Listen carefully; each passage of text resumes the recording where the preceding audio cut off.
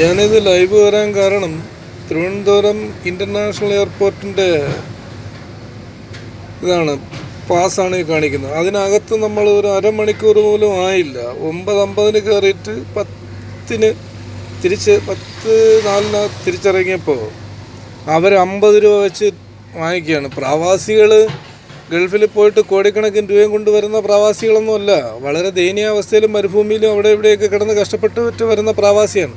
അപ്പോൾ ഈ വരുന്ന വണ്ടിക്കാർ കയ്യിൽ നിന്ന് കൊടുക്കുമ്പോൾ ഈ പ്രവാസികൾ എന്നതിൽ വണ്ടിക്കാർക്ക് വാങ്ങിക്കാൻ കഴിയുള്ളൂ. ദയവ് ചെയ്തിട്ട് ഈ കൊള്ള ഒന്ന് അവസാനിപ്പിക്കണമെന്ന് താഴ്മയായിട്ട് ഇവിടുത്തെ ഗവൺമെൻറ്റിനോട് തന്നെ അപേക്ഷിക്കുകയാണ്.